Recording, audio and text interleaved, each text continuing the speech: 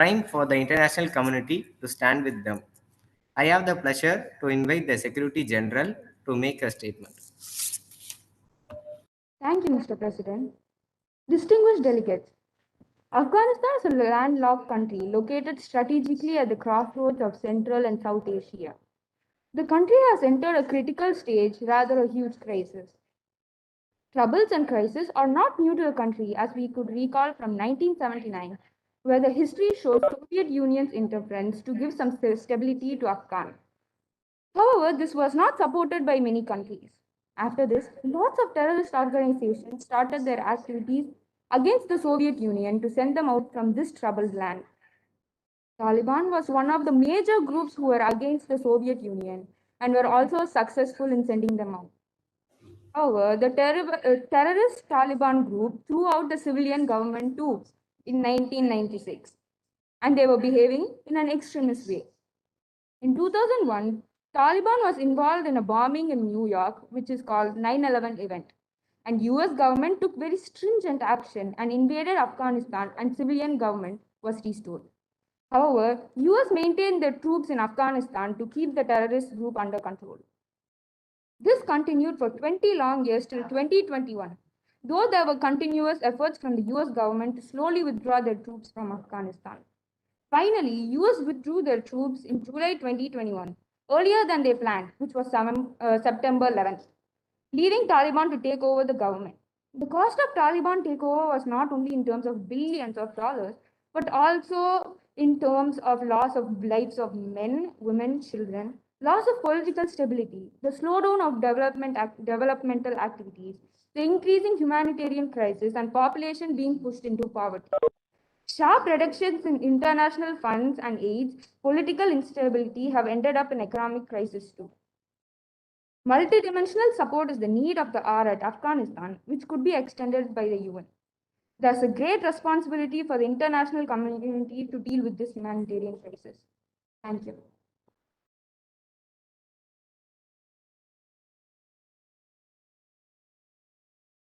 Secretary General, for your speech. We now begin the formal debate on the agenda item, Afghanistan crisis. I shall now invite the distinguished representative one by one in the alphabetical order. The statement should be maximum 3 to 5 minutes, and the first distinguished delegate on my list is Albania, and I gave the floor to him. Thank you, Mr. President. Greetings to the President and all the distinguished delegates. As the delegation of Albania, we would like to congratulate Norway for assuming the office of President for the month of January. And thank you, Madam Secretary General, for giving us a brief account on the events happening in Afghanistan. The new year marks the beginning of new things, as it does by marking this as the first term of Albania serving as a non-permanent member of Security Council. Aware of our responsibilities in the Council, we look forward to achieve our goals through multilateral efforts. The situation in Afghanistan is volatile and must be dealt with the plight of Afghan people and the security concerns of countries in mind. Though new tensions and geopolitical scenarios are rising like the Ukraine crisis, the situation in Afghanistan is still a significant criteria which requires well-calculated and decisive measures from international organizations, especially the Security Council. The significant concern here is the failure of Taliban to deliver its promises on various issues. Afghanistan is facing severe economic crisis, and there are various reports of human rights violations that are happening in Afghanistan, especially against women, children, and the minority community. Albania was singled out by the United Nations as one of the top 5 countries in regard of women representation in government, and we have always worked towards women empowerment and security. But the situation of women in Afghanistan is a matter of concern.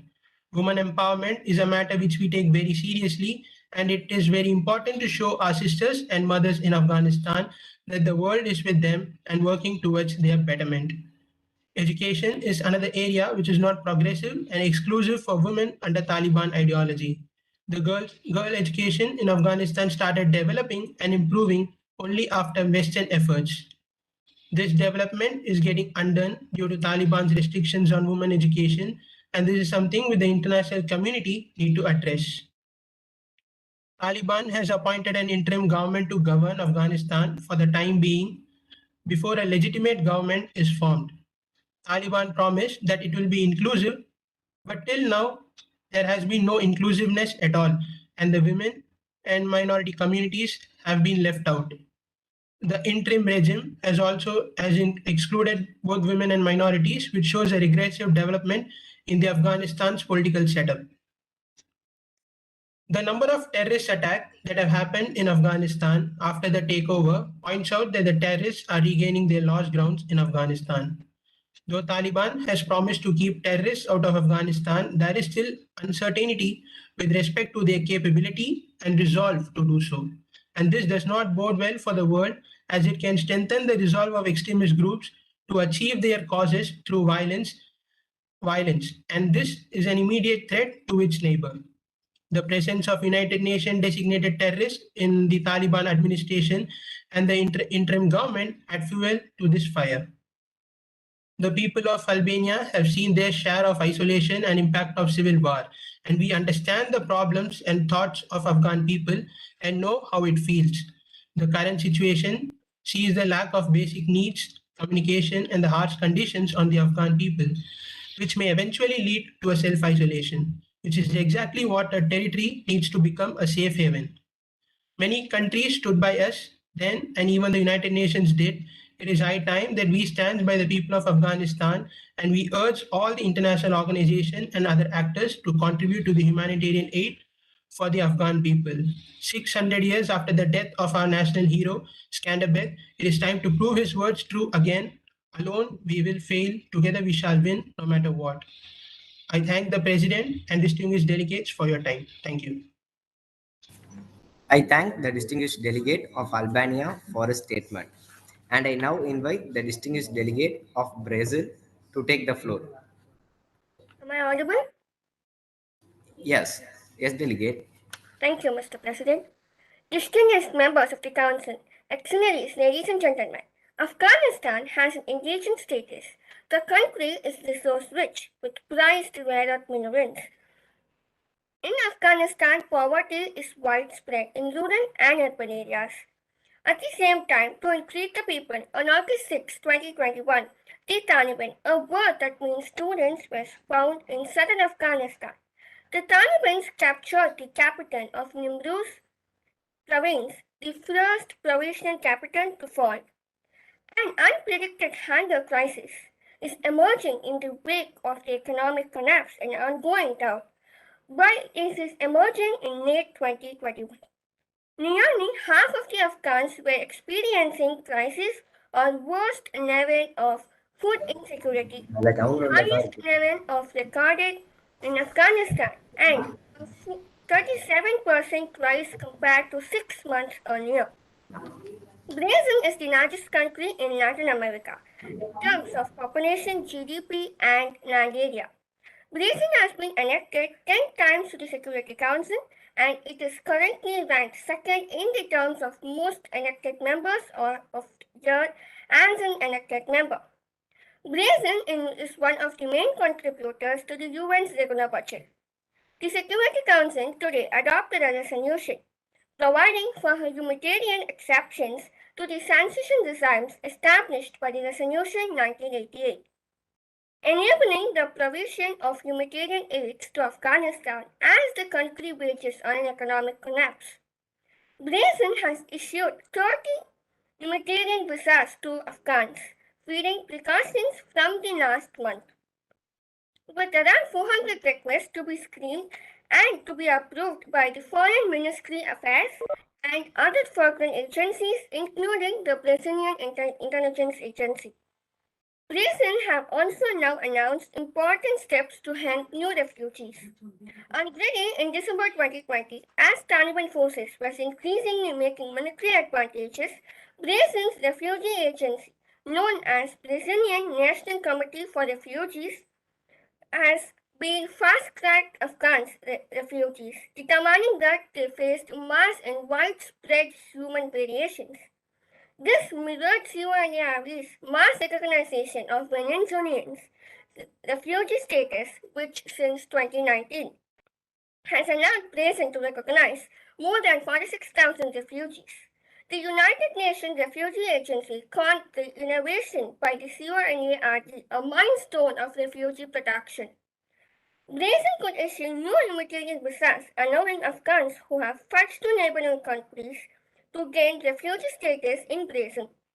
Afghanistan is accredited to Brazil from its embassy in Washington, D.C., United States.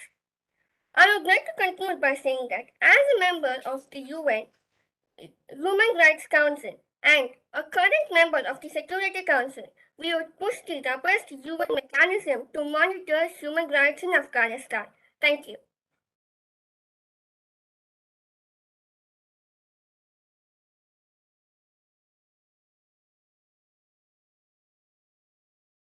President, please unmute yourself.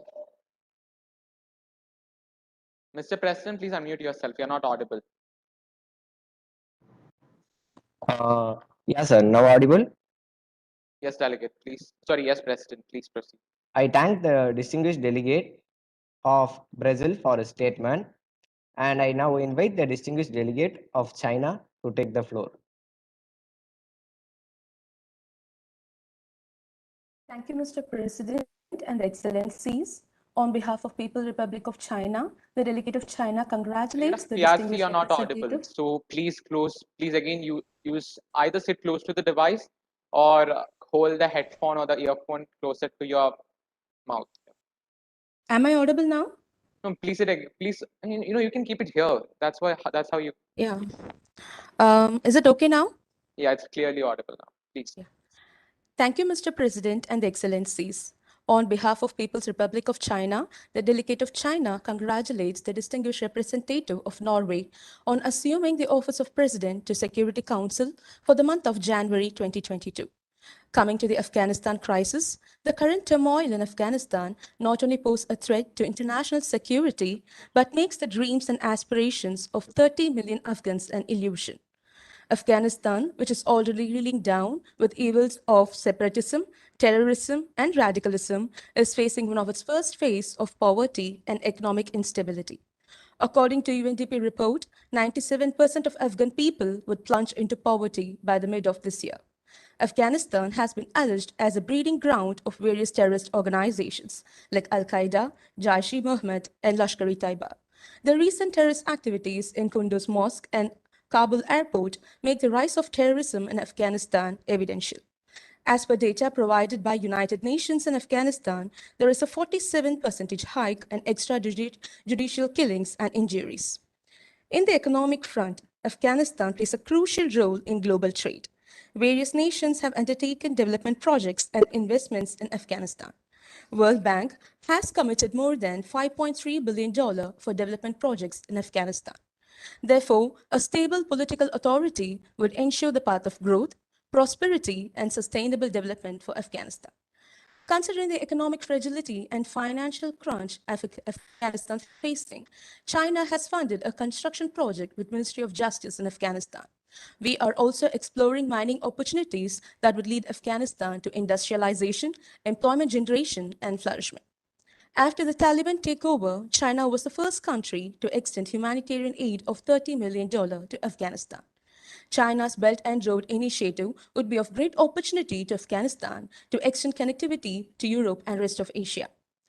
Taking note of the expanding terrorist activities, gross human rights violation records, and discrimination towards women, refugees, and minorities, Taliban in Afghanistan must ensure adherence to their commitments made in resolutions 1267 and 2593 to avoid Afghanistan becoming the hotbed of terrorism.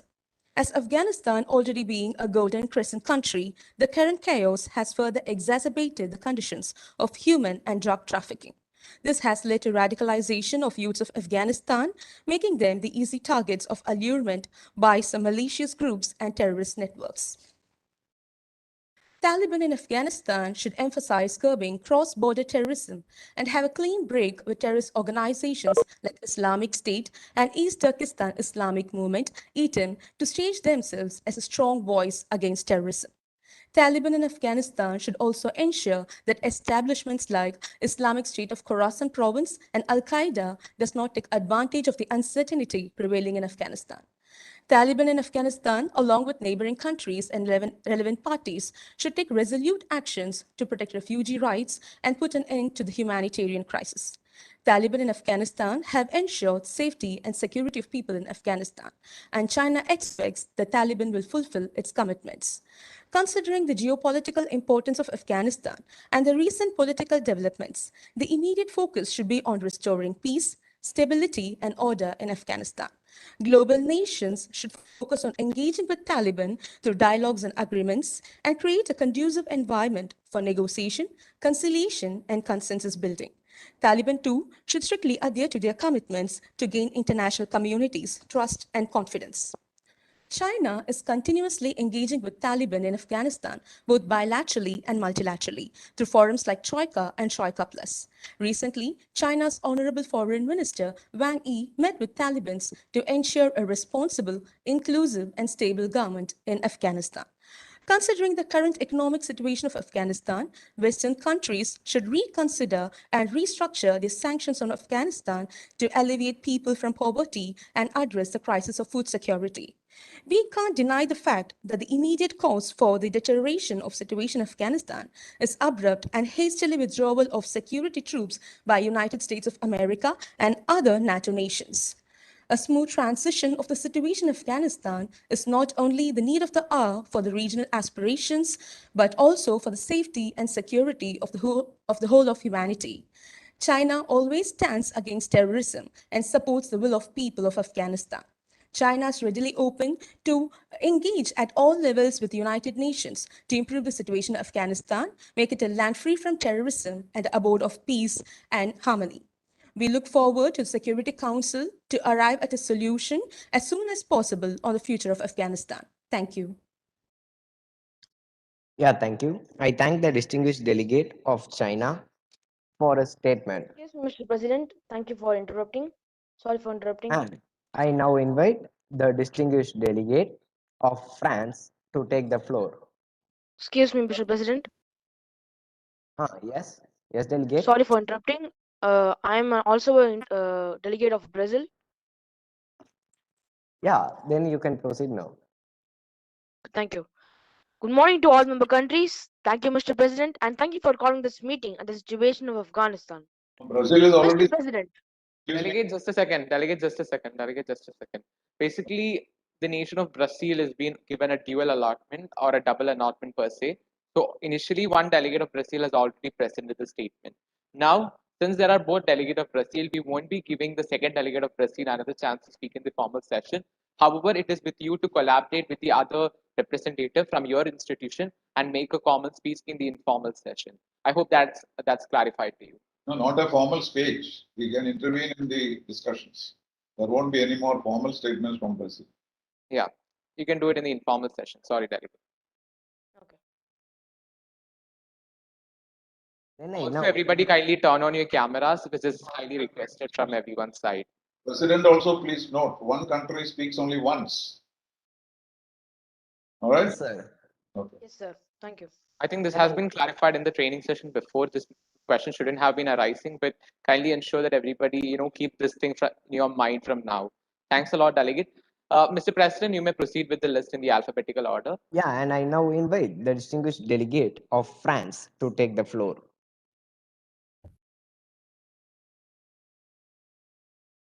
The delegate of France, if you present, please acknowledge.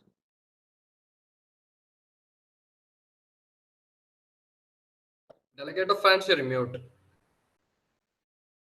Yes, delegate, please proceed. Yes, delegate. Thank you, Mr. President. Excellencies, on behalf of France, as the delegate of France, congratulate the representative of Norway for assuming the President of the Security Council in the month of January 2022. This is a meeting at a tragic historic time for Afghanistan. This is serious because this is a new era and the future of Afghanistan that has suffered a lot is more uncertain.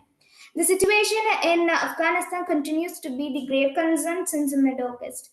The Afghan people have not enjoyed their freedom and respect neither in terms of humanitarian suffering nor in terms of security. They fight to get their fundamental rights. France, together with the United Nations and its partners, will continue to stand shoulder to shoulder with Afghan men and women from their ordeals to overcome. The humanitarian situation continues to be worsened. Poverty is growing even more widespread. Malnutrition is growing exponentially. Indeed, more than half of people are in food crisis. The winter epidemics, including polio, measles, and COVID 19, continue to spread. Hospitals in Kabul getting medicine in short supply. The new government is struggling to feed the country's 39 million population, and there is a chance that Afghan people will go hungry. Half of the country's population needs humanitarian assistance to survive, double the number from 2020. More than 20 million people are in brink of famine. Consequently, it is vital that humanitarian assistance, including vaccine, can be furnished as a matter of urgency. So the government of France has contributed euro 25.5 million towards the operation in Afghanistan. The Taliban has not cut their ties with the terrorist groups, including Al Qaeda. On the contrary, they have brought them into their interim administration. Arriving in power, they have invited them into their administration and, as such, bolstered their allies and their affiliates, giving the global reach of these terrorist organizations. The terrorist risk emerging from Afghanistan is transnational and cross-border. France will continue to make the fight against terrorism and be responsible by continuing the demand that the Taliban cut ties by these direct or indirect or financial with terrorist groups. The challenges facing the Afghan people, and particularly women and girls, are ensuring they are respecting indeed of their fundamental rights. They are under high pressure. Women are excluded from universities and girls from secondary school. Some 4.2 million young Afghans are already out of school, 60% are of girls. They are forced to wear hijab. They are forbidden from traveling from more than 72 kilometers from their home without being accompanied by a man. France is particularly committed to the respect for women's rights. The Taliban government in Afghanistan has banned television channels from airing TV dramas with women actors. It is also added that films in opposition to Islamic laws and Afghan values should not be broadcasted, nor should foreign and domestic films that promote foreign culture and values. The information approved by the government will be telecast, so the people will not aware of the proper information on news. Afghanistan's GDP dropped from $20 billion to $16 billion within a year. The new socio-economic assessment on Afghanistan estimates that restricting women from working would result in an immediate economic loss of up to $1 billion or up to 5% of the country's GDP. By conclusion, France, as it has done in past, will continue to stand with Afghan people to meet these challenges. Thank you. Yeah, I thank the distinguished delegate of France for a statement. And I now invite the distinguished delegate of Gabon to take the floor.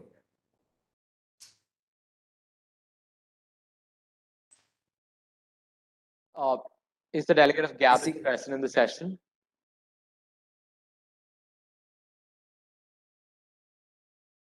Delegate of Gabon, if you're present, kindly go ahead with your speech.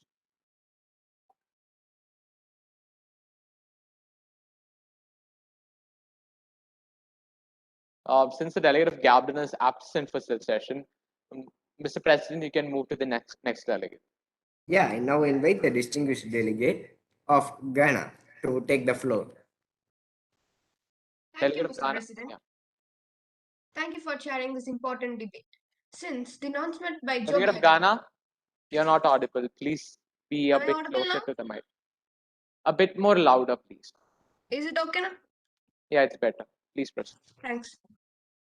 Thank you, Mr. President. Thank you for chairing this important debate. Since the announcement by Joe Biden in April 2021, the US military forces would leave by September 2021, the Taliban shown their offensive, threatening government. The takeover came after international forces withdrew from Afghanistan, with the United States officially beginning to withdraw in May 2021. The militant has since taken over the country city by city, eventually occupying the capital Kabul.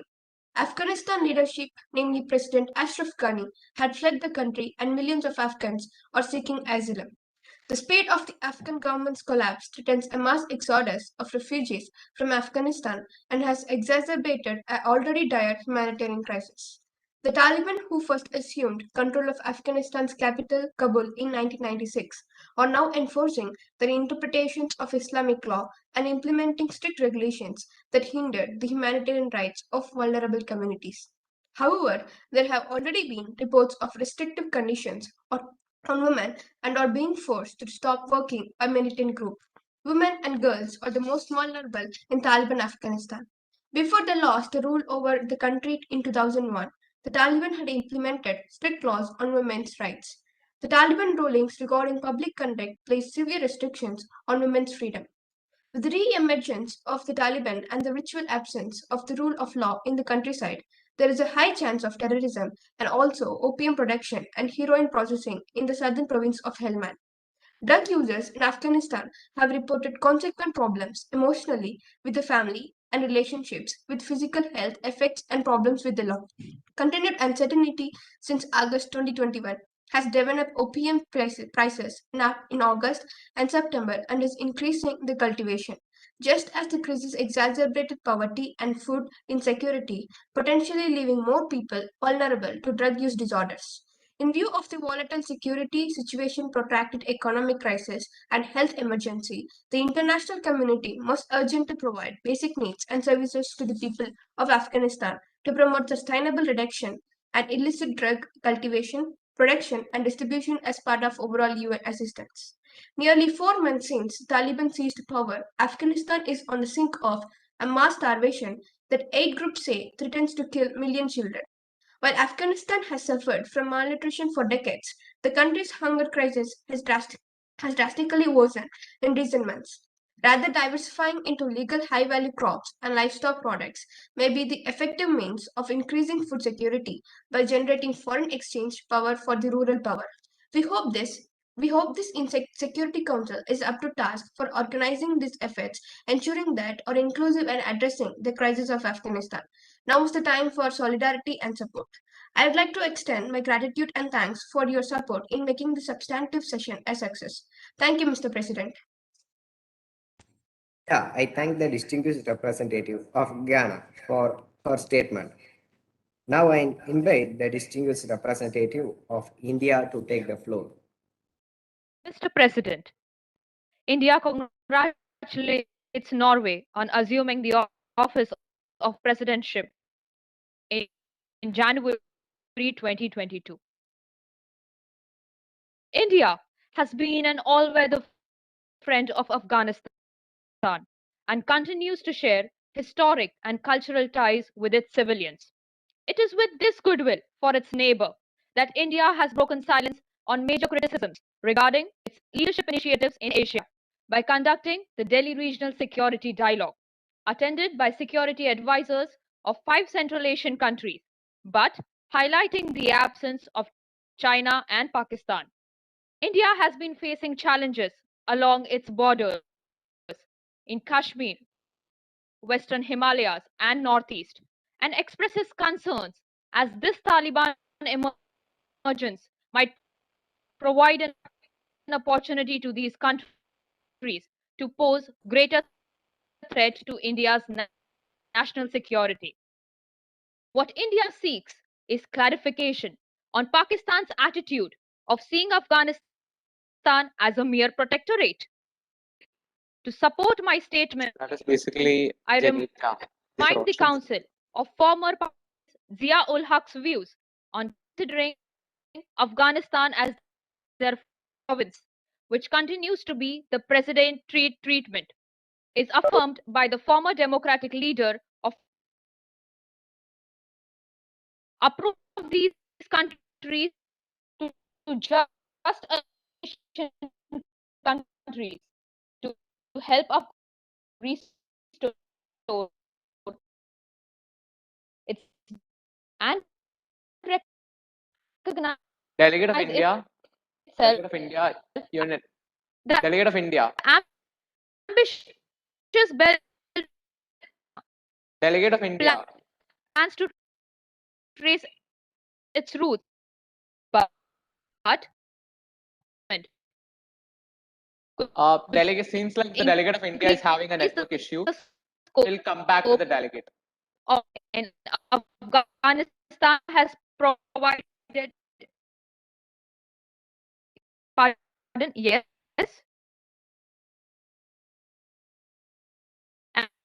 Sorry, Am I Delegate of India, audible? your speech was cut in between for at least 30 seconds, I guess. Am I audible? So, no, you are actually audible, Am I Delegate, audible? but unfortunately, your speech was actually cut for almost 30 seconds. Am I audible? So, yes, you are audible, Delegate. So may I continue? So what you can do is that, not now, Delegate, you can come back after the next speaker, ensuring that you actually have a stable internet. Will that be okay? All right. All right. Thank you. All right. Yeah. Mr. President, please proceed to the next speaker. Yeah, and I now invite the distinguished delegate of Ireland to take the floor. Thank you, Mr. President and the Chair. The Delegate of Ireland congratulates the distinguished representative of Norway on assuming the office of Security Council on the month of January. Good morning, Mr. President and the distinguished delegates of the world community. The new government's unexpectedly rapid and complete victory over the new defunct Islamic Republic of Afghanistan brings with it yet another shock to the long-suffering Afghan people and the country's very weak economy. Already one of the poorest countries in the world, Afghans and their economy will now have to deal with the fallout from the fall of Kabul. Several immediate challenges are there. First, the previous Afghan government and its core institutions are suffering from a severe brain drain of experienced top managers as well as qualified technical and professional staff, many of whom have fled the country. Already dealing with a large displacement crisis, there is a risk of widespread dislocation and refugee flight. Secondly, if they decide to impose sudden harsh changes in urban areas which have had a very different ethos and way of life for the past 20 years, it will further stimulate panic and flight of people and would exacerbate the shock of Afghanistan's already reeling urban economy. Stopping women from working, either by formal edict or by their action on the ground, would harm livelihood and increase poverty. Basic social services, already at risk due to lack of funding, could be devastated by Taliban actions, including formal or de facto restrictions on girl education. We, the Republic of Ireland, deeply concerned about the rapidly deteriorating humanitarian situation in Afghanistan. The country is facing a deadly combination of conflict, disease, drought, and hunger. Over 18 million people are in need of humanitarian assistance. 1 in 3 Afghan is facing crisis level of food insecurity, and more than half of all children under 5 are at risk of acute malnutrition. To respond to this crisis, we have allocated $2 million in additional Irish aid support. We can give full assurance that the overall consular effort is continuing and we remain strongly committed to assisting those requiring ongoing consular support in Afghanistan. Their work has never been more vital. Humanitarians, male and female, must be protected and supported as they deliver life-saving assistance. Ireland will continue to advocate for unimpeded and safe humanitarian access. Thank you. Thank you, distinguished delegate of Ireland. And I now invite the distinguished delegate of Kenya to take the floor. Thank you. Good morning, Mr. President and distinguished delegates. Mr. President, I have the honor to make the statement on behalf of Kenya. And I thank the Secretary General for his briefing on the latest developments in Afghanistan. The Kenya reiterates its support deployed by the UN and the search for a durable solution to the Afghanistan crisis, which have been developing in worsening ways for the past few days. At a briefing on the situation in Afghanistan, Kenya joined other African members, Tunisia and Niger, to call on a proper security architecture that will prevent the country from becoming an active cell of terrorists. We deplore the violence, human rights abuse, and loss of life and the suffering endured by the civilian population who were forced to leave their areas because of the latest combat all over the country.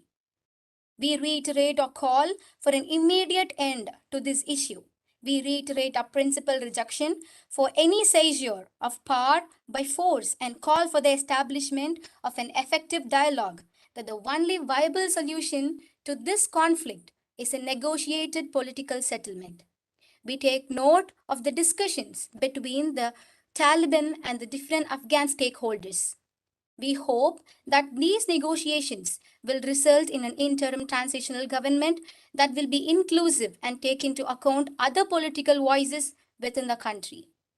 Mr. President, we also urge the international community and all regional powers that have leverage on the warring parties to use that influence and advocate for lasting ceasefire conditions.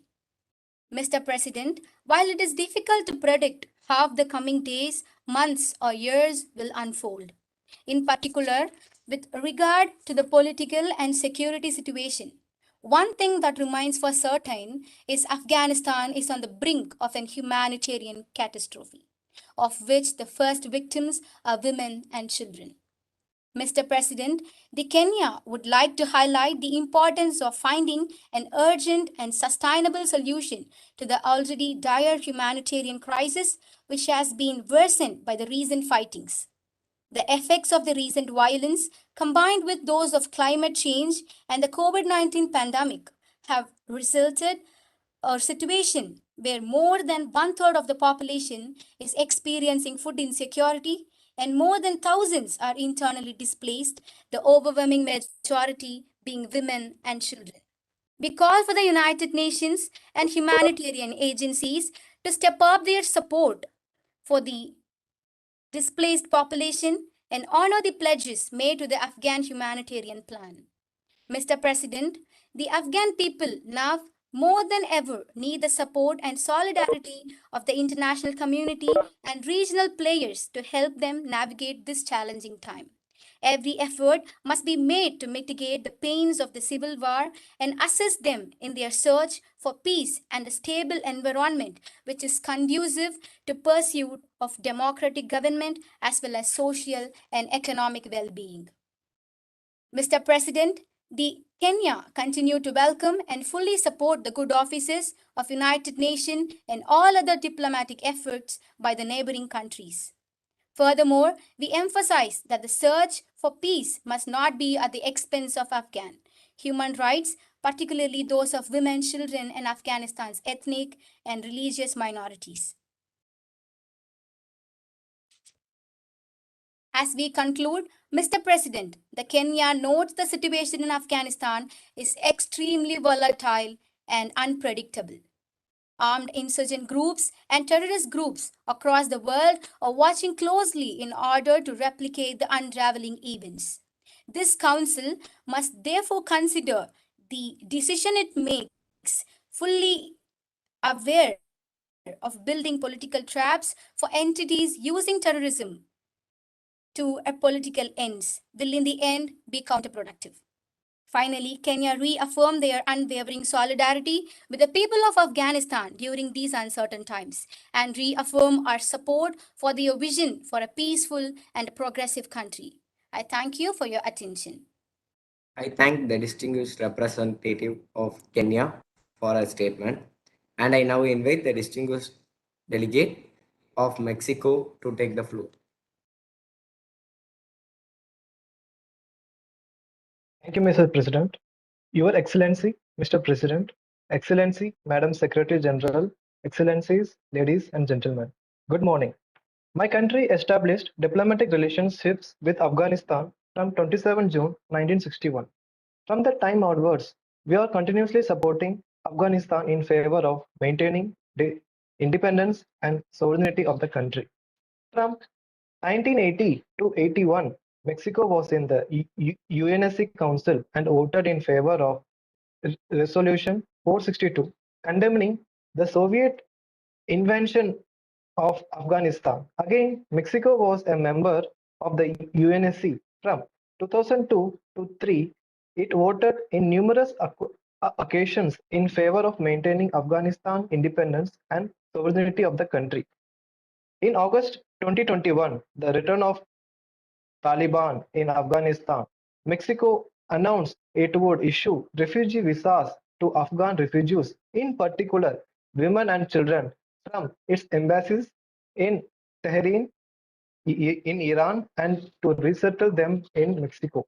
Under the principles of our foreign policy, respect for international law, legal equality of states, their sovereignty and independence, non-intervention in the domestic affairs of other countries, peaceful resolution of conflicts, and promotion of collective security through our active participation in international organizations is our major objective. Mr. President, civilian population in Afghanistan today requires the UN decisive support, perhaps more than ever. Mexico insists on the implementation of strict respect of international law and especially the protection of civilians is paramount. By the Taliban taken over, hard work, progress made over the past decade by its citizens are being stripped away by the violence. We also support the statement given by Ghana. It also has the chances of increase in Taliban's major source of income, the trade of illicit Afghan opiates. Mr. President, Mexico is appreciating UN draft resolution of Para 4 in which women and girls' health, their dignity, security, autonomy must be reaffirmed.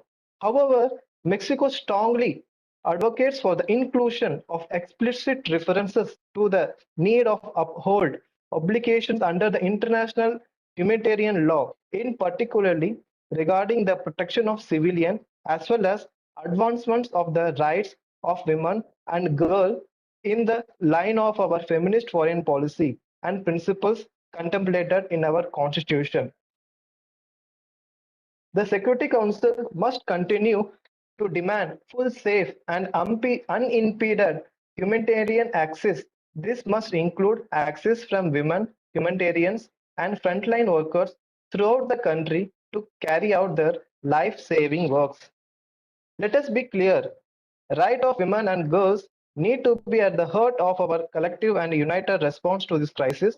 The UN projects like Afghan opiate trade project must be promoted in order to curtail the illegal trade activity, which in order helps to creation of a stable government in Afghanistan.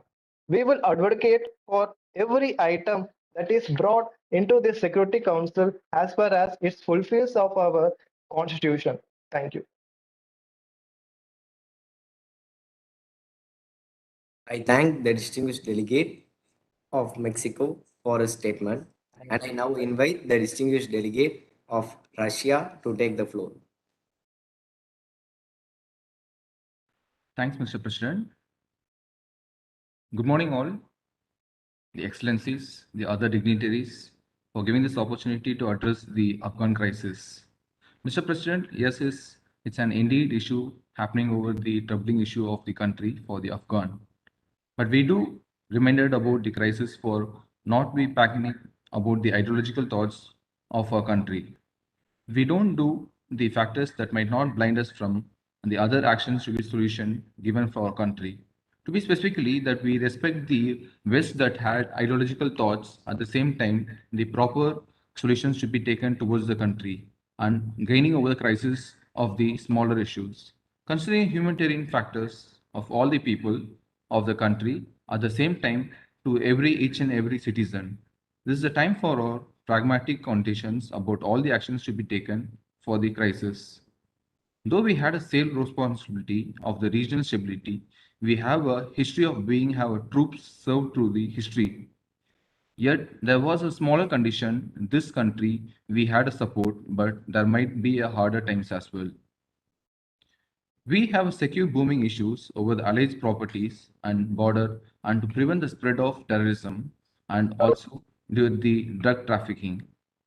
We make the people of our country to act upon unitedly at the same time being in a secure unite of the nations and in a prosperous way. Under the humanity condition, we also call upon other countries to do the same and overcoming this crisis. We do the same for the solution of these issues at the same time for the year of 20s when this Taliban had toppled down the government. I extend a warm thanks for Mr. President for giving this opportunity for addressing this issue in this UNSC. Thank you. I thank the distinguished delegate of Russia for his statement, and I now invite the distinguished delegate of United Arab Emirates to take the floor. Thank you, Mr. President. United Arab Emirates congratulates the distinguished representative of Norway on assuming the office of President to the Security Council to the month of January 2022. And thank you for calling this meeting in response to the situation in Afghanistan. Allow me also to thank the Secretary General for her briefing. And in reference to the Secretary General and previous speakers, United Arab Emirates acknowledges the situation in Afghanistan is extremely serious. Since last August, United Arab Emirates has followed developments on the situation in Afghanistan with great concern, particularly the continued deterioration of the humanitarian and economic conditions on the ground. Our meeting today offers an important opportunity to consider the best way to achieve stability and security and also to fulfill the aspirations of the Afghan people.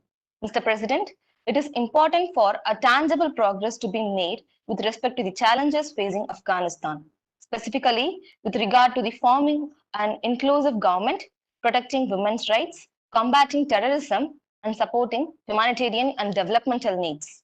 Security and stability in Afghanistan cannot be achieved without addressing these issues. Mr. President, I will start with our key priorities. First, ensuring and protecting the rights of women and girls in all aspects of society must remain a priority, including their right to equal access to education. We also affirm the need for Afghan women and girls to have full, equal, and meaningful participation in all fields, as this is an essential element of the development, peace, and security on the ground in Afghanistan. In this context, we must reject the exploitation and distortion of religion or culture as an excuse to deprive women and girls.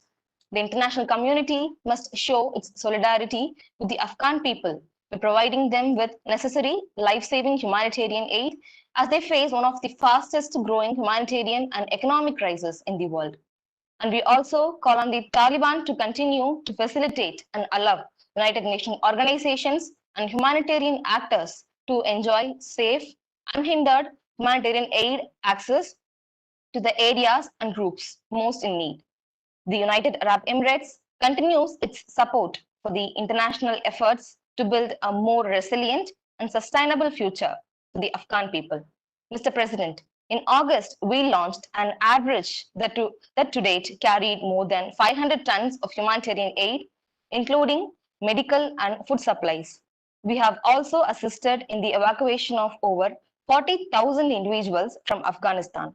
United Arab Emirates will continue to provide support through our humanitarian institutions as well as coordinate our approach to Afghanistan as a proactive member of OIC. United Arab Emirates also joins the international community in expressing its deep concern over the threat of terrorism on the security of Afghanistan and neighboring and regional countries. We have witnessed over the course of a recent period violent terrorist attacks in Afghanistan that have claimed the lives of hundreds of innocent civilians. And we condemn these attacks in the strongest terms and calls on the Taliban to take necessary measures to combat terrorism in Afghanistan, to cut down ties with all terrorist groups worldwide, and to prevent such groups from using Afghanistan to threaten or attack other countries. Mr. President, and we stress here that terrorism in Afghanistan is indeed an international threat, and the fight against which requires regional and international support and cooperation. Supporting the social and economic development of Afghanistan will also significantly contribute to preventing the terrorism and spread of extremism. And we also affirm the need to promote peaceful coexistence in Afghanistan and protect the full fabric of Afghan society, including religious minorities who have been targeted in the recent attacks. Mr. President, in conclusion, the United Arab Emirates looks forward to supporting international efforts to achieve security and stability in Afghanistan, and we hope to see a positive development in this direction so that the aspirations of the Afghan people for a dignified life and stable and prosperous future can indeed be met. I thank you, Mr. President. I thank the distinguished delegate of United Arab Emirates for her statement, and I now invite the distinguished delegate of United Kingdom to take the floor.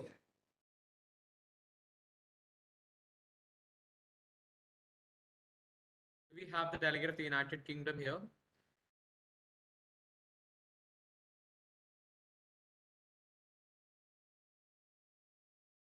Do we have the delegate of United Kingdom here? If yes, please acknowledge. Delegate of UK, this is the last and final call for you. No, actually there's no one here. We can go with next one. All right, thank you, USD. Since the delegate of the United Kingdom is not present, we'll move to the next person. Mr. President, you may go on to the next person, followed by India, followed by the President himself. Thanks. I now invite the distinguished delegate of United States of America to take the floor.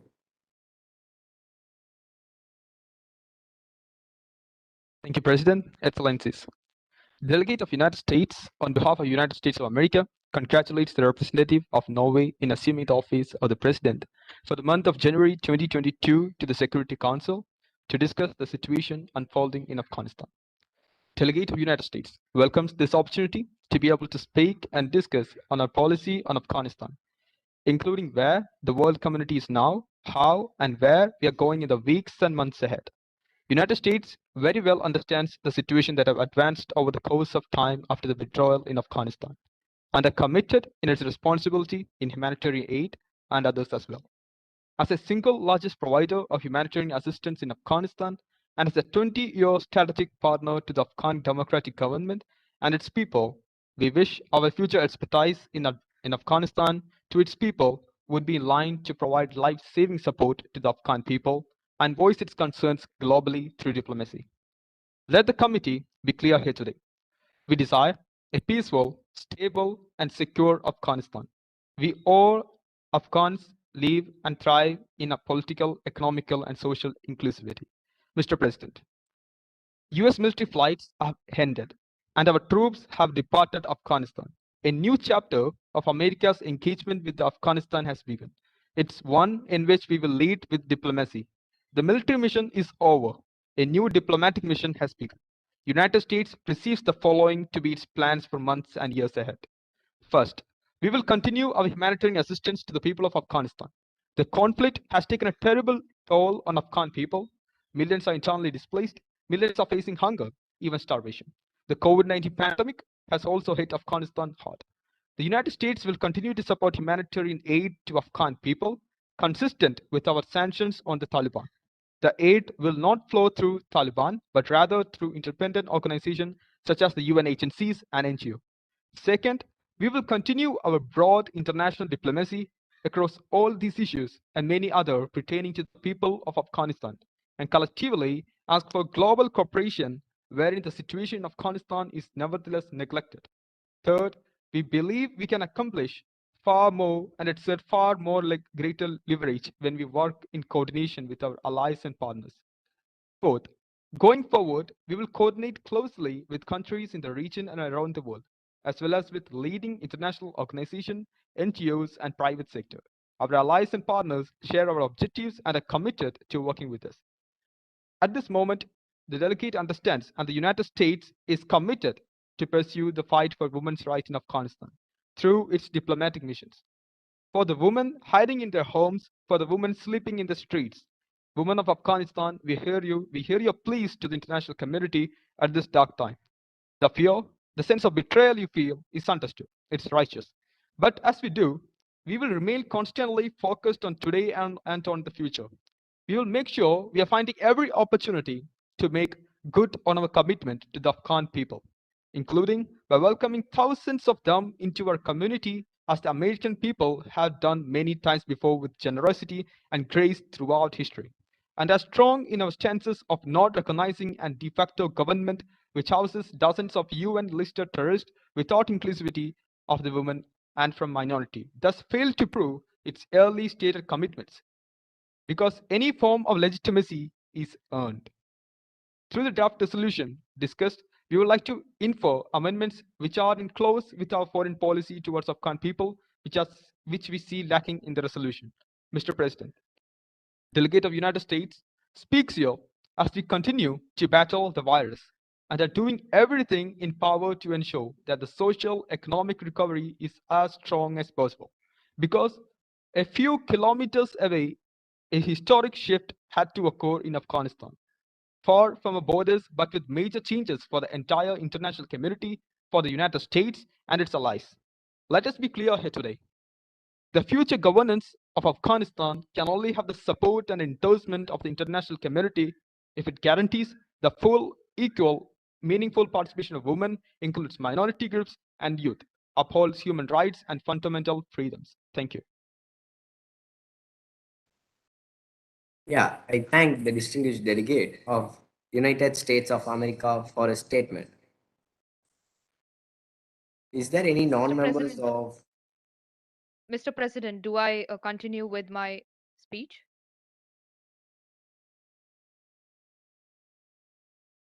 Yeah, Mr. President, kindly recognize the delegate of the Republic of India to make the stance. The delegate can start from the beginning. So you may introduce the Honorable Delegate of India and the delegate will start again.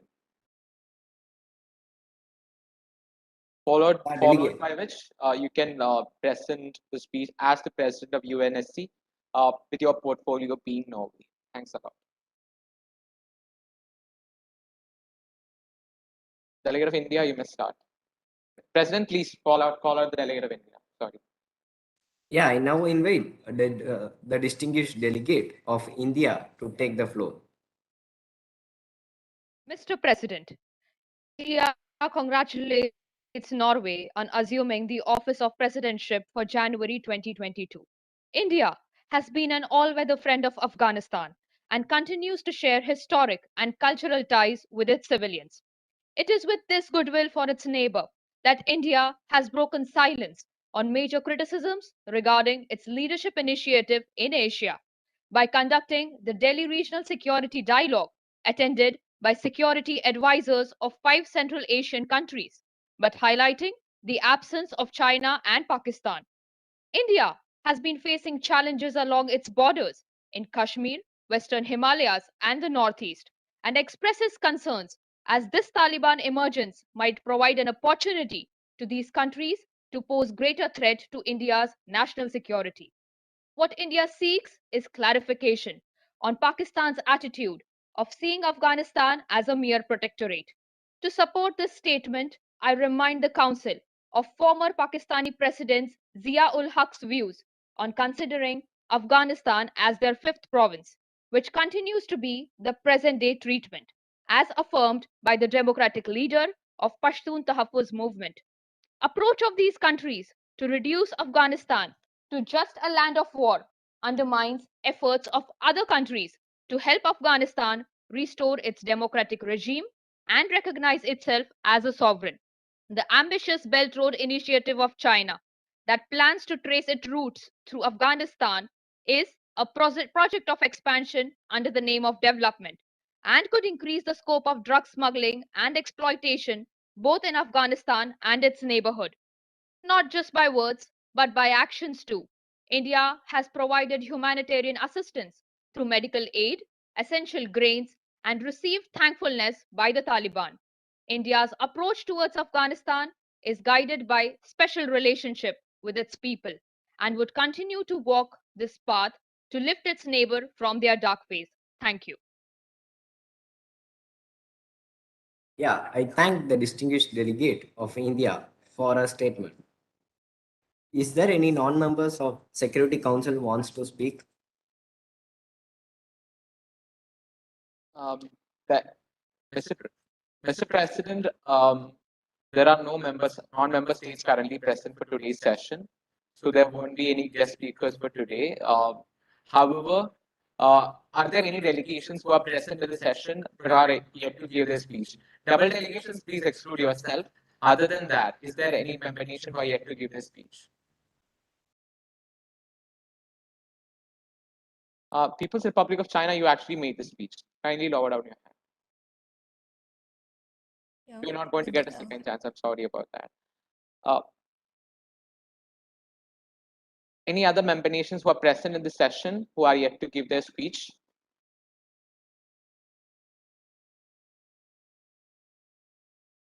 Seeing none, President of the UNSC, sir, you may proceed with yours. Distinguished delegate, now I take the floor, and I am the representative of Norway.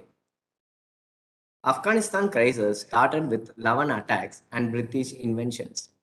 So the major important event is named as Battle of Tora Bora. Key people involved in Afghan crisis are George, Bush, Dick, Ahmed, Karzai, David, and etc.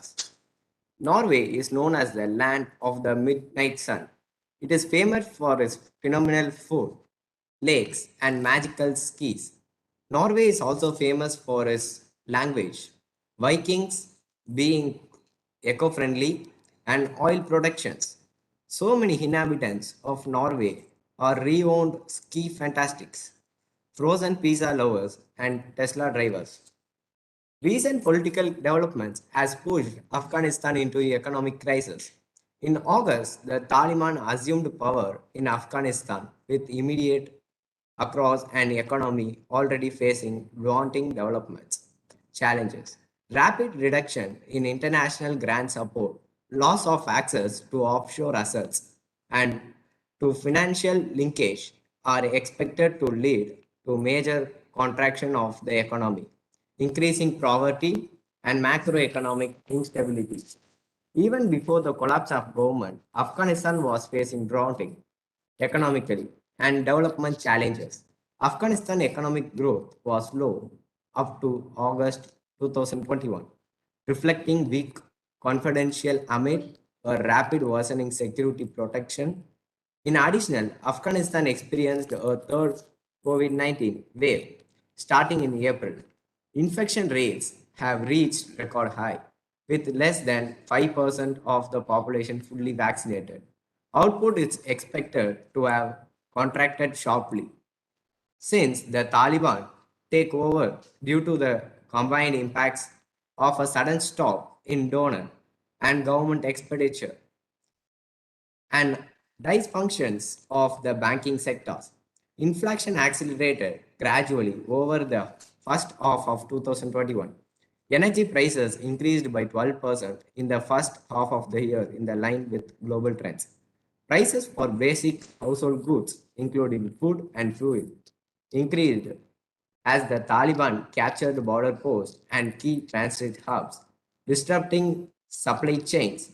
Inflation further accelerated following the Taliban takeover, reflecting and disruption to international trade.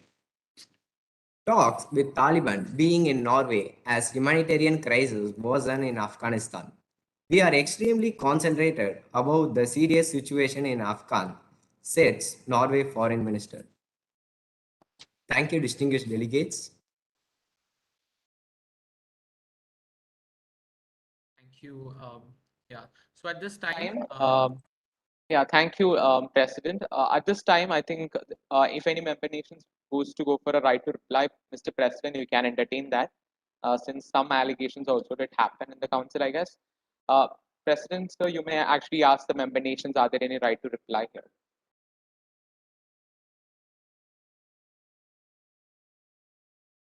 I think the delegate of USA has raised a hand for right to reply.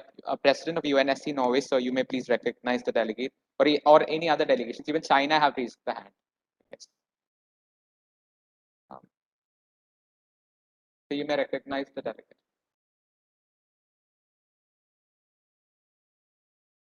President, you are on muted. Sorry, you're on mute.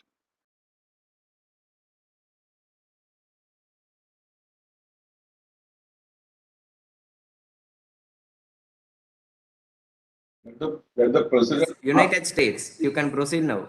Let the president ask that question. Would any member of the Security Council like to speak in his exercise of right of reply? Don't go by what the moderator is saying. You have to say it yourself.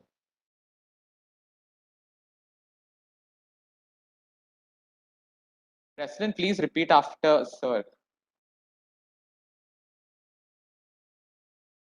Yeah, the President of United States. You have raised your hands in SIPs. Not the You can president. proceed now. Not there. Mr. Biden is not there. You said President of the United States. Is he there? Yes, sir. Can I No, raise? no. He said President of the United States. There's no No, president. sir. Delegates of the United States, I told, sir. Okay. But you didn't say, would any delegate like to exercise his right of reply at this point? Then give the floor to the US.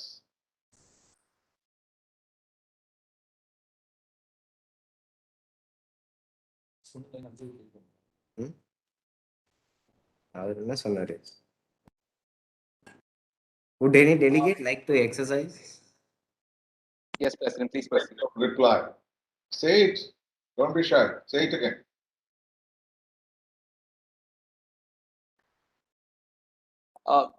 President of UNSC, sir, you are not audible. Kindly speak a bit more loud so that your voice is actually coming out loud. And please repeat after the statement which is honorably said by our ambassador, sir. Sir, can you repeat the statement once again, sir? See, what is the next step according to your book? The rights of replies. You don't have it. You don't take it down. So once the debate is over, we have been discussing it several times. You have to find out whether any member of the Security Council would like to try to reply. So you have to invite them. And therefore you have to say that. And then whoever raises his hand, you give the floor. What is so difficult about it?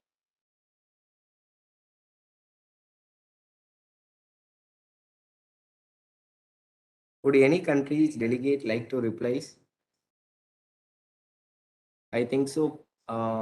Delegate of France and the delegate of United States and the People's Republic like to reply. It seems to be. Yes, Mr. President. The delegate of United States, you can proceed now. Thank you for your recognition, President. Delegate of United States appreciates different views concerning the situation of Afghanistan, particularly for the people in Afghanistan. But we could find certain statements which had been made by certain delegate, which is totally disheartening, such as from the delegate of China.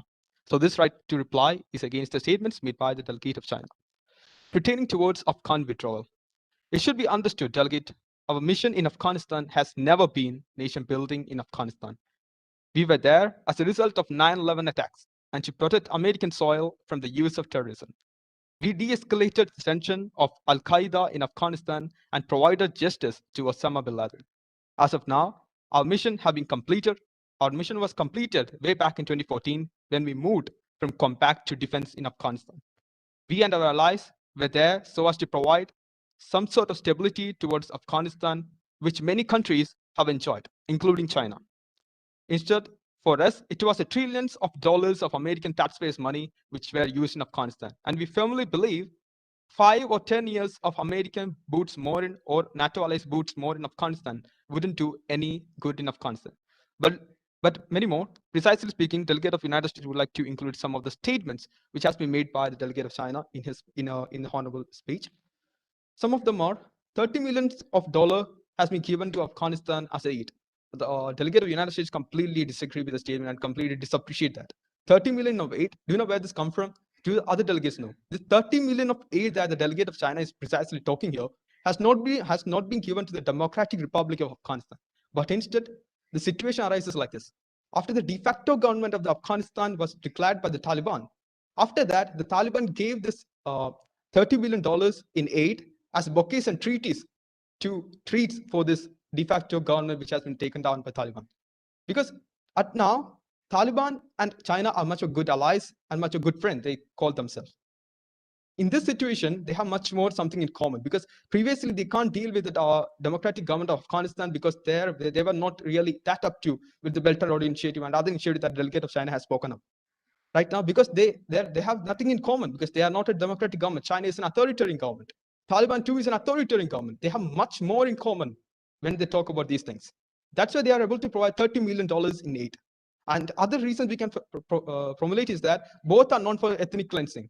be it the Taliban who is going against the Hazara community in Bomian district of Afghanistan, or the ethnic cleansing of Tibetans in Tibet in China, or Uyghur Muslims in Xinjiang province of China. Both are similar. And talking about the Belt and Road Initiative. Belt and Road Initiative is another type of blunder that the delegate of China has put forth before the committee, that this would provide what? Employment to the people in Afghanistan. But more or less what the delegate has to understand, or the rest of the committee members has to understand, that these Belt and Road Initiative into country like Afghanistan has been previously been denied by the democratic government of Afghanistan, where the people has ruled. And though they have completely denied it because there were human rights abuse taken down, like areas like Pakistan, and people out there has given out had raised voice against these types of allegations. And moreover, employment is only given to the Chinese laborers, which will be coming from China, and they would be having their works done in Afghanistan. There won't be no employments given to the Afghan people out there. So that too should be known out in this position. And mining opportunities, China has done it way back in Afghanistan when democratic government was there in power in Afghanistan. At that point in time, when the Americans were able to keep stability in Afghanistan, they were able to come up with a deal with Afghan's democratic government of having investing about billions of dollars for copper deposits. They have invested a lot and they have gained a lot. Right now, Chinese mission into Afghanistan is for the lucrative gains and for human rights violation, which would be adding up to the war crimes that the Taliban is doing right now in Afghanistan. Because we should remain conscious about what all is happening around the world. China is completely invading the airspace in Taiwan. It is trying to have a debt trap in Sri Lanka. It is trying to invade the economics of Africa in other parts. At this point of time, China shall be more transparent in its affairs. And more or less what the delegate of the United States would like to possess is that as they are having a good relation with Taliban, because they are both authoritarian in nature, they have to raise voice globally towards human rights abuse in Afghanistan, women's rights in Afghanistan, and having an inclusive government in Afghanistan. I think that shall be more of a consideration by the delegate of... Excuse me. Yes, the president has not given you a limit of time? No, sir. 2 minutes. Yes, sir. The rights of reply will be only 2 minutes. Yes, sir. I duly complete. I have completed my speech, sir. Thank you. Thank you, sir. Delegates, again, this is also for the president as well. I have put a message here asking the delegate to wrap up. Again, the time limit for right of reply stands 2 minutes. I have taken this in the training session, so kindly delegates don't miss out on this information. Thanks a lot. Yeah, the delegate of India, now you can proceed. Thank you, Mr. President. I would want the delegate of China to reconsider its statements regarding countering terrorism. China held its first diplomatic talks with Taliban, where effective communication with the insurgent group in Afghanistan was done. However, the growing relationship between the two countries seems to be contingent on Taliban's ties with the East Turkestan Islamic Movement, which is an Uyghur militant group. It is affirmed by the US Department that ETIM has a close financial relationship with Al Qaeda, and many of its members received terrorist training in Afghanistan, financed by Al Qaeda and the Taliban. A number of ETIM and ETIM linked militants were captured in Afghanistan last fall, fighting alongside Al Qaeda and the Taliban. Thank you.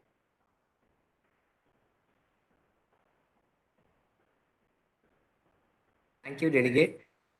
Now the People's Republic of China can proceed. Thank you, Mr. President. First, I would like to look into, as a delegate of China, the issues of allegations made on BRI. I don't think that nearly 140 nations could join the BRI just to give an impetus to the interests of China alone. It has created some employment opportunities and some economic flourishment to the nations who have been a part of BRI. And secondly, both the delegates of United States of America and India made some allegations on the Uyghur community problems. And I say that Islamic State of Khorasan is an enemy to the Taliban, and they have also some close ties and radicalizing youths from Uyghur acting against the interests of Taliban government from establishing stable government in Afghanistan, and also on expanding cross-border terrorism. So I think Uyghur minority community allegations are baseless, and I would also allegate United States of America and India that they are actually engaging with Islamic State of Khorasan, which is trying to illegally occupy Xinjiang province from China to give an upper hand. Thank you. Thank you, Delegate. Now, the distinguished delegate of France can proceed. Thank you, Mr. President. The delegate of People of Republic China has made a statement about the separatism problem, but it is naive of us to believe that Chinese people are really care about the Afghan situation because their minority group, the Islamic group, is itself is living in its alienated form. They alienated from everything, and it's known for Chinese that they have been practicing racism for this point of statement. So China is only behind for the economic motive of this Afghanistan crisis situation because Afghanistan is known for its Ethereum, thorium, and other mineral properties, which China can really exploit and gain its monopoly in the upcoming years. So that's all my statements.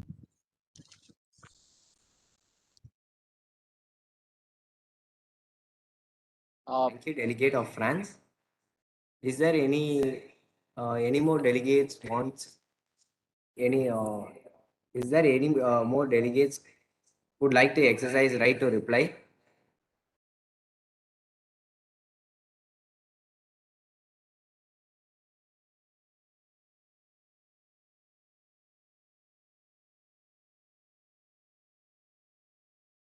Okay, now then conclude the session.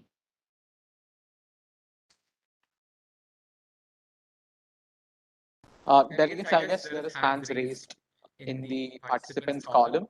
So kindly acknowledge that, Mr. President. I think there are delegates who raise their hands.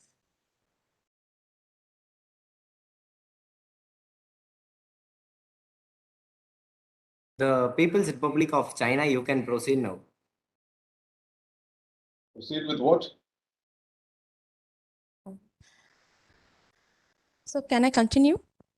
Yeah. You can have two exercise reply twice. Okay. The first will be 2 minutes and the second will be 1 minute. Yes, sir. This has to be clarified, Mr. President. Is the second right of reply she can use only for 1 minute. Will you say that to her? No, sir. No, please say it. You have to say it. Mine saying is not important. Yes, sir. Okay, sir. Yeah, the People's Republic of China, you can proceed now. This is your second reply. You should be talking only 1 minute. Yeah, Delegate of China would like to exercise the right to reply to one more attempt. The continued allegations on Uyghur minority crisis is actually an internal matter of China. And also the Islamic State of Khorasan is actually falsely portraying the issue to illegally occupy, as I have already iterated, occupy the Xinjiang province. And the allegations made by the delegate of France that China has only the economic interests in Afghanistan is highly groundless and baseless, as I would say that Afghanistan, like in Afghanistan, when the Taliban took over, it was China, the first country, that responded with humanitarian aid. And also the countries with past historic event of racial discrimination and immigrant issues blaming China on these allegations could be completely denied. Thank you.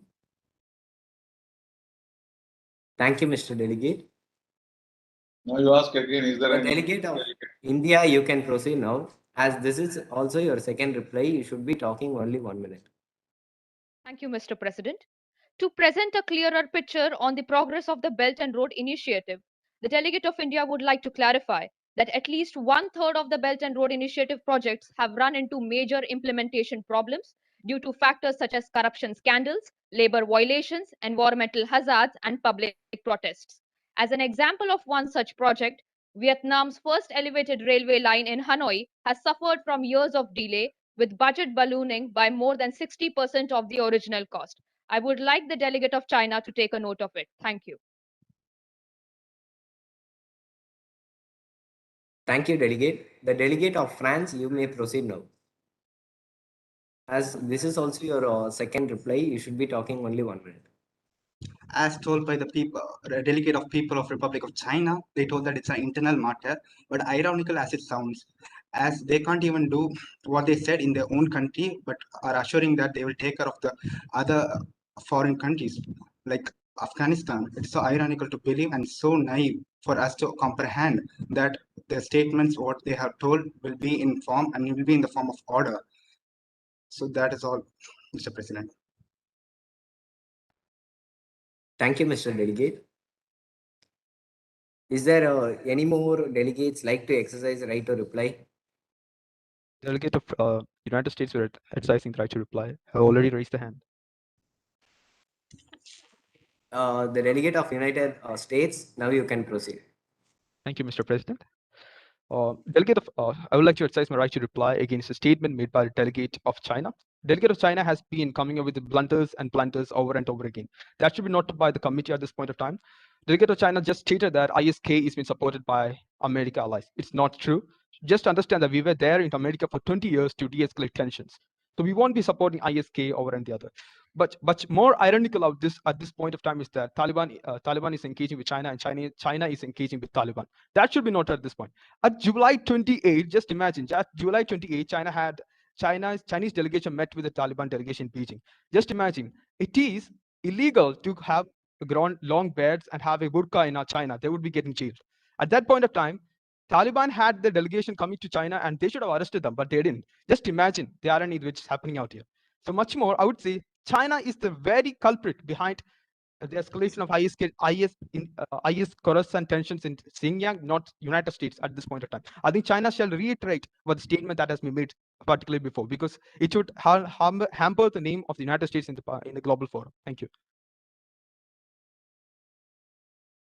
Thank you, Mr. Delegate. The delegate of United Arab Emirates, you may proceed now.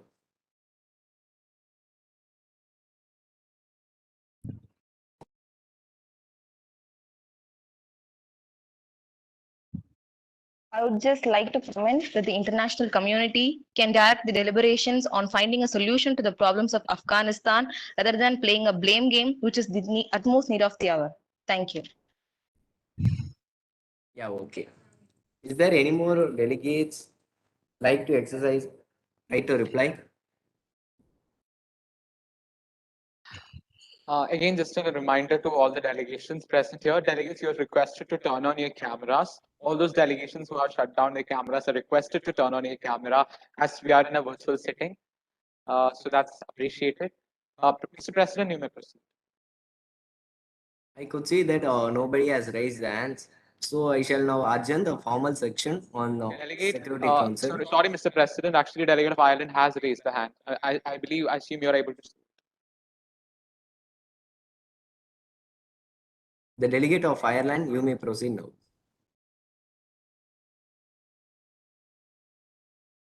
President, the delegate of Ireland would like to reply on the statement made by the People's Republic of China. China is just trying to, in the name of humanitarian aid, China is trying to help the terrorist group over the Afghanistan. It's not helping the people over there. Delegate of Ireland, I'm sorry.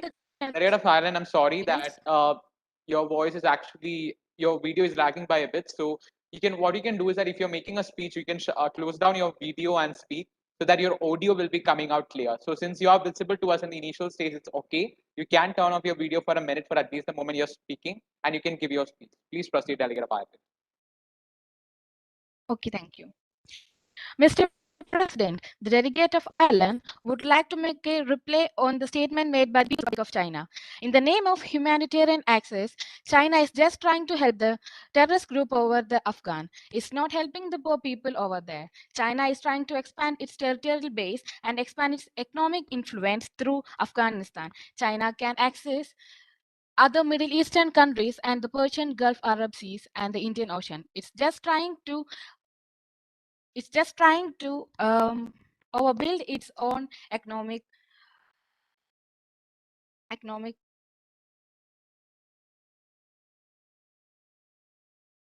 Hello? Yes, Delegate, you may continue. You were saying about economic. Delegate of Ireland.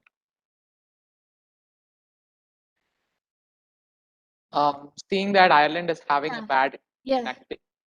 Yeah, please continue, Delegate of Ireland, with where you stopped with the point. Okay. Yeah. China is just trying to overbuild its economic strategy. Through the vacant corner of the China-Afghan border of China, Afghanistan is a tragic important through Afghan, China, and access Iran and other Middle Eastern countries, just to make Afghan a failure.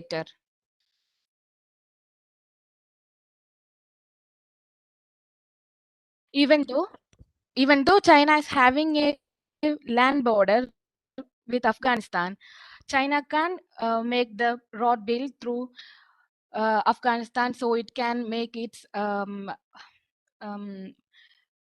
trade and its trade between the Middle Eastern countries. The ocean way is also there, but it's too expensive and it's too risky for them because the Indian Ocean is being monitored by the Indian Navy and all. Because this is the only reason why China is trying to help the Afghan.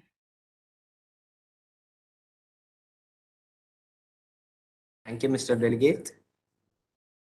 Is there any more delegate wants to reply? Delegate of Mexico needs a reply. Yeah, the delegate of Mexico, you may proceed now. Thank you, Mr. President. Here we are, for the right of reply, we are stating the words said by the delegate of India that the project BRI is the Chinese economic aggressions. But here I would like to ask the international communities to contribute and unite against the Afghan crisis so that the project BRI stands for connectivity issue. The Afghan is situated in the Middle East region, which will act as a transactional route for both India and China. So I would like both of the nations to contribute to enhance the connectivity of Afghanistan so that the region will came out of the crisis soon earlier. Thank you. Thank you, Mr. Delegate. Is there any other delegates want to reply?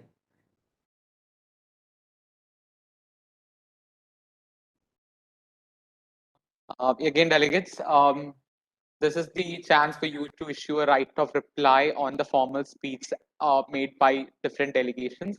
So if any delegations would like to reply to any delegate or any particular statement, this is where all delegations are given a privilege to it. So some member nations, including the United States of America, has exhausted both their chances, but other delegates who have not exhausted their chances yet, including Ghana, Brazil, and all are encouraged to use these replies.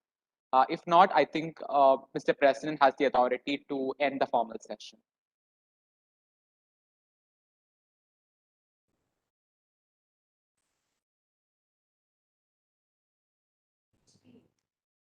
It seems there is no delegates raising their hands. So we shall now adjourn the formal section on Security Council. Distinguished delegates, I now adjourn an informal section of Security Council to discuss the draft resolution. Draft resolution is under consideration of the Council. No, are you going to do it now? We can break now. It's already 12 o'clock. Yes, sir. Okay, sir. So informal consultations, we can start at 2. Okay? Okay, sir. So let me tell them a few things about the informal consultation. First of all, I hope everybody has the text of the draft resolution in their hands. If not, please get hold of it. It was all circulated, but the text of the draft resolution will be in your hands when you come to the informal session. Number 1. Number 2, everybody can speak any number of times, but very briefly and to the point. It should be addressed to the text of the draft resolution. Your speeches have already been made. So whatever intervention you want to make should be addressed to a particular word or a clause or a sentence of the draft resolution. So you should be very pointed, but you can make any number of interventions and it's not in any order. Whoever asks for the floor first, the president will give you the floor. Okay, no alphabetical order, nothing. So the president himself can present the draft resolution. So you don't have to read it out. You can say the draft resolution circulated and I would like to have your opinions as to whether this draft resolution is adequate or you need to make any amendments, right? And then you give the floor to whoever asks for the floor and continue it. And let me tell you that this is the crucial part of your performance when you are being judged.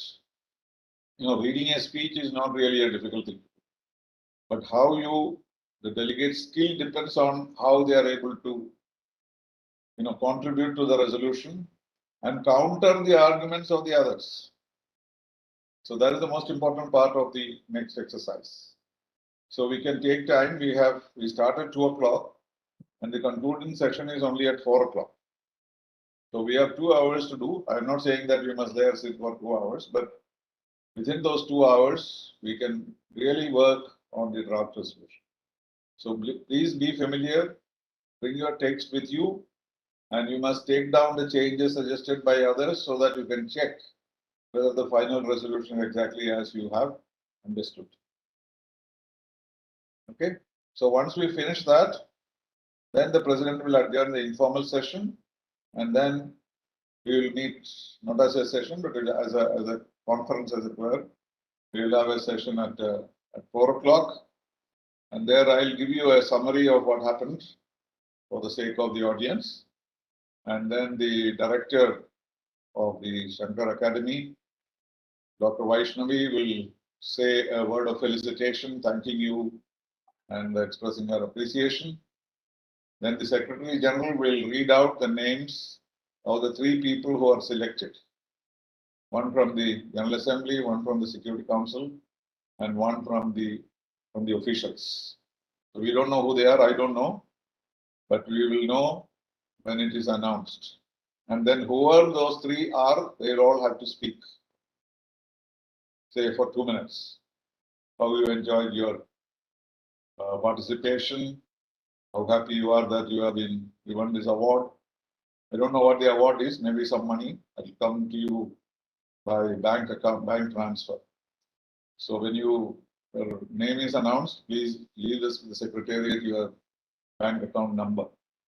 And of course, the secretary will tell you and how it will be done. So that with that, we will conclude the event. Any questions?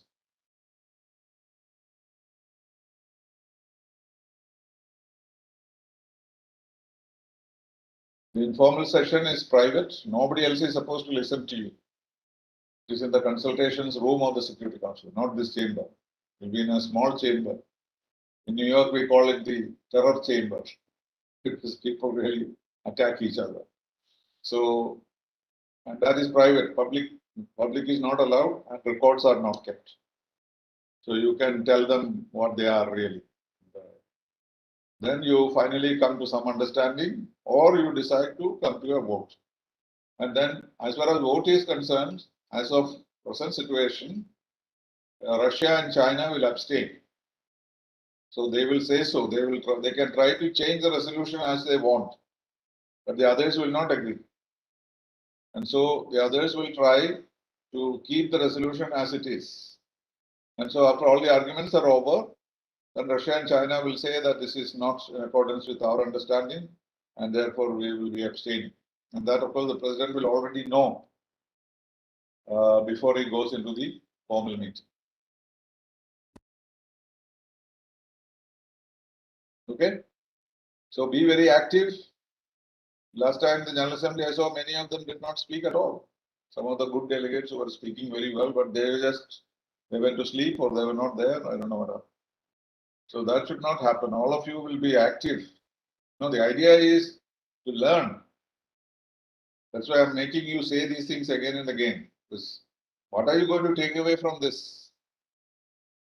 Tomorrow, if you are in the United Nations as an ambassador of India, you should know what happens there. That's the purpose. This is not just an entertainment. Entertainment, of course, whatever we can get from it. But what you learn from here, and next time when somebody talks about UN procedures, you will know exactly what it is. It is like attending a regular session of the United Nations Security Council. That's why even your backdrop shows.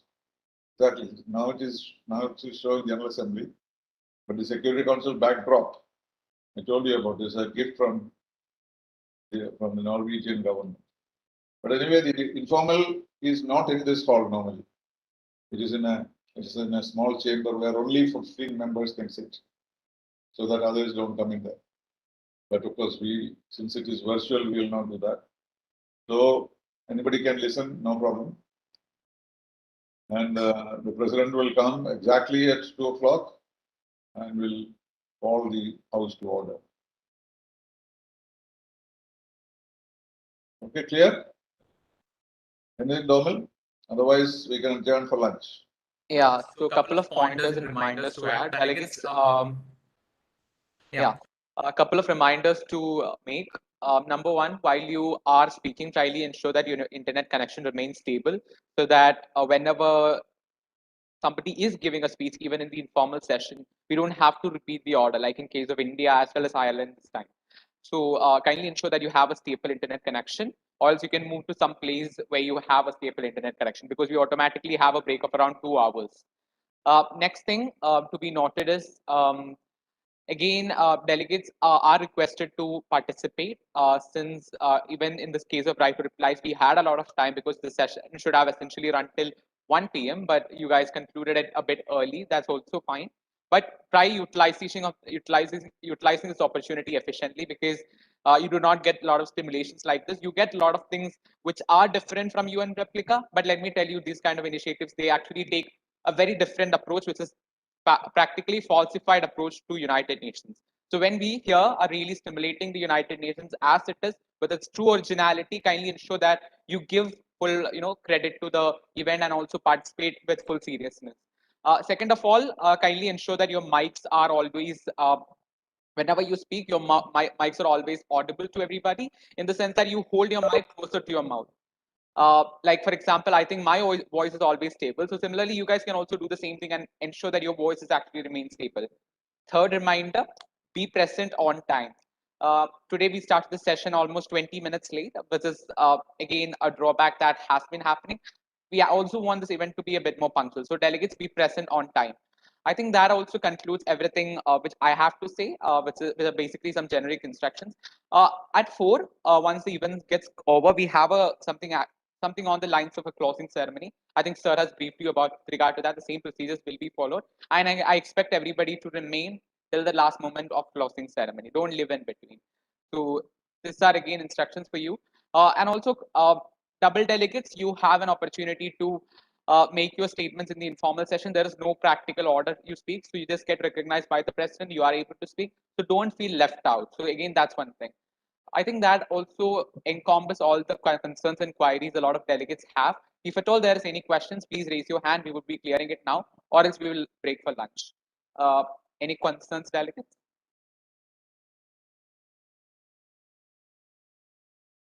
Or else, yeah, I'll just wait for the next 10 seconds. If at all there are any concerns, we'll address it here. Or else you can personally message me and ask your concerns. Post which I also request you have sufficient time, which is almost 2 hours. Barely you eat your lunch for 30 minutes, 1.5 hours, you can prepare for the draft resolution on what all amendments will you be making. So utilize that time effectively. So that's again a request to you guys. If at all there is any doubt, please ask. If not, we'll just, you guys can live for lunch.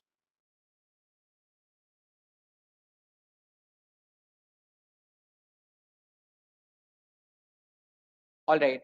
Seeing none, I think you guys are good to go. Feel free to approach me with any doubts via WhatsApp. You guys can leave now. Okay, thank you very much. See you at 2 o'clock.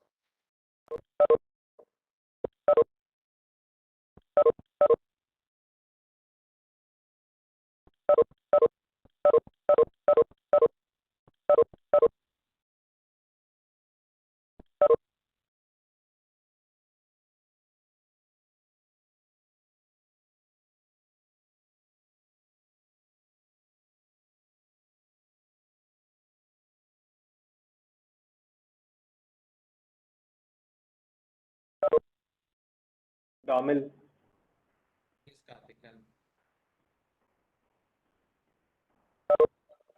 Domil. Eda, actually, I can't use this Webex desktop application. And No, I'm not. Karthik, get on a personal call, not here. Uh, okay. Sorry.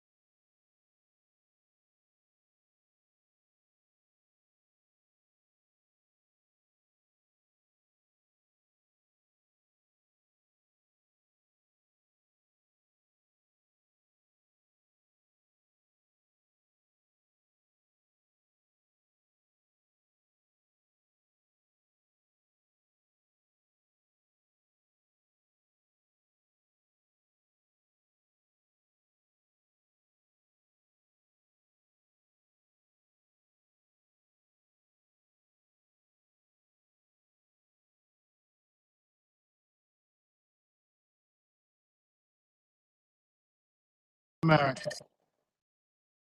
It is a great honor to be here today at this UN Security Council briefing to discuss a matter of urgent importance concerning and countering the proliferation of deadly chemical, biological, and nuclear weapons and the means to deliver them.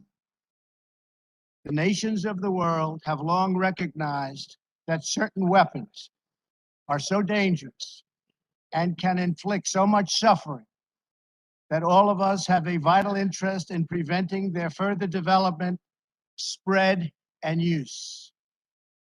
Since my inauguration, the United States has taken bold action to confront these sinister threats. Many of us are rightly focused on the dangers of nuclear weapons, but we must never forget the risk posed by biological and chemical weapons. The United States was one of the first nations to unilaterally renounce the use of biological weapons. And since World War I, we have led international efforts against the scourge of chemical warfare. Most recently in Syria, we have twice imposed severe consequences on the Assad regime for using chemical weapons against innocent civilians. I want to thank Prime Minister May and President Macron for their country's close partnership in those efforts last April. The Syrian regime's butchery is enabled by Russia and Iran. The Iranian regime exports violence, terror, and turmoil. It illicitly procures sensitive items to advance its ballistic missile program and proliferates these missiles all across the Middle East. The regime is the world's leading sponsor of terror and fuels conflict across the region and far beyond. A regime with this track record must never be allowed to possess a nuclear weapon. For this reason, I announced earlier this year that the United States would withdraw from the Iran nuclear deal. This horrible one-sided deal allowed Iran to continue its path towards a bomb and gave the regime a cash lifeline when they needed it the most. They were in big, big trouble. They needed cash. We gave it to them.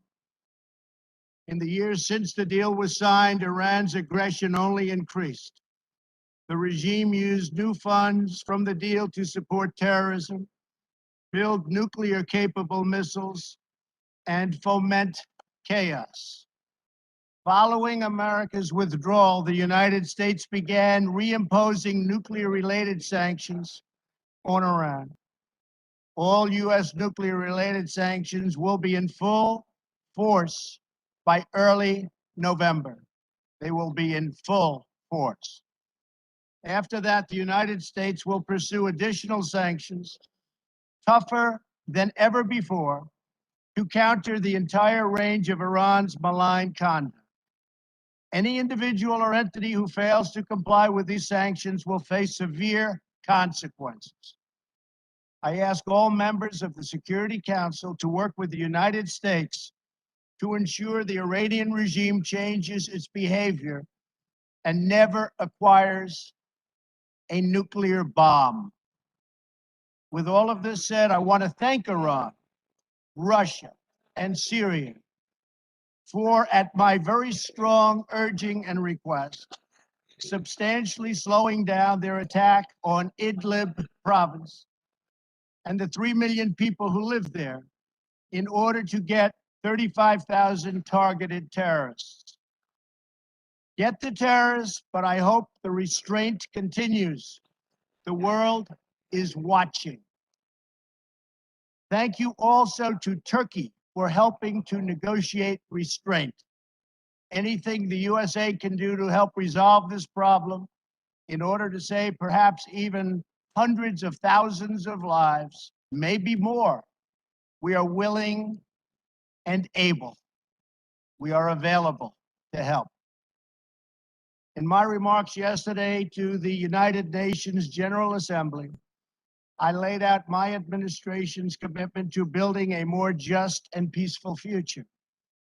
Regrettably, we found that China has been attempting to interfere in our upcoming 2018 election, coming up in November, against my administration.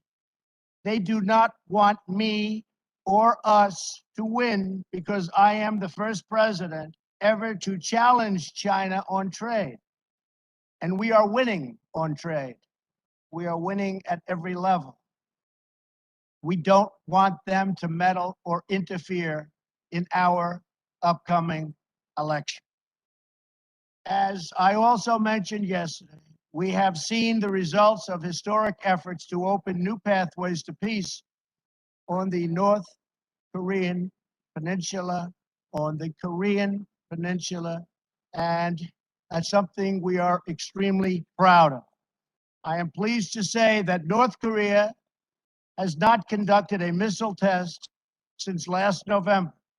It has not conducted a nuclear test since last September. And the hostages have been returned to us. And very importantly, the remains of American heroes are now returning home.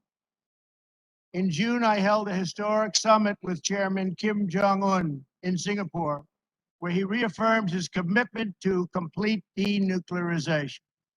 Last week, Chairman Kim reiterated that commitment to President Moon at their third summit and to me in a very strong letter form. I think we will make a deal.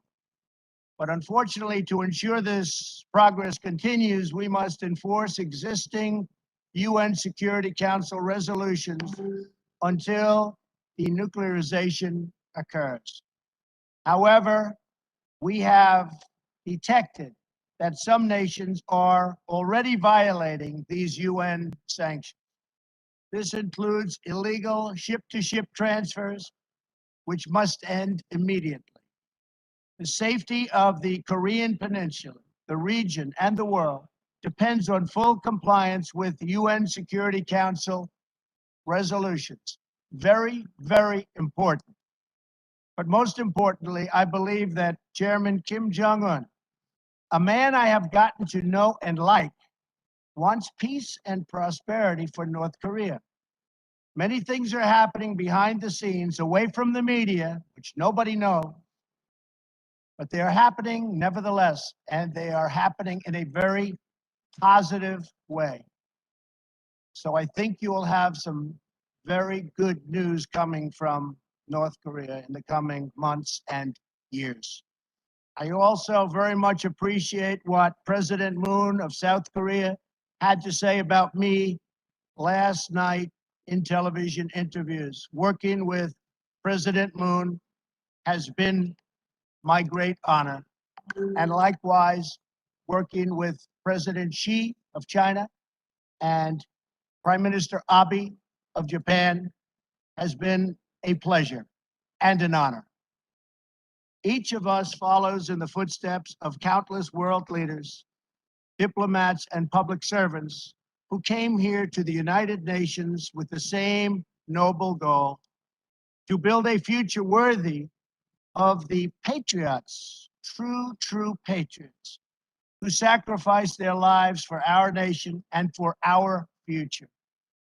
To be successful, we need a commitment of every nation represented in this chamber.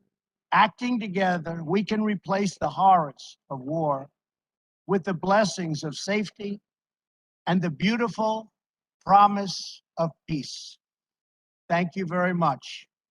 I now resume my function as President of the Security Council and give the floor to the President of France.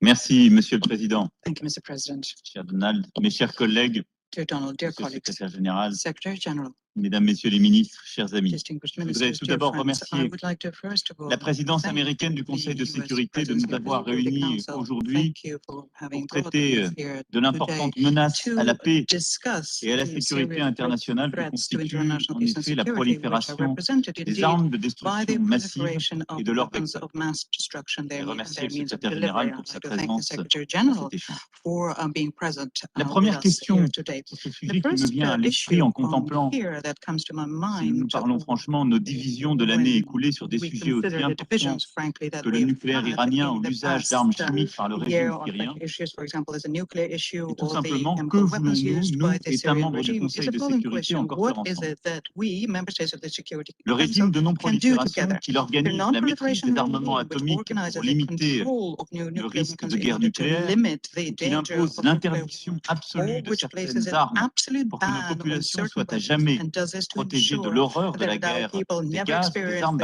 horrors of bactériologiques, being gassed est or une construction relativement bacteriological récente, attacks.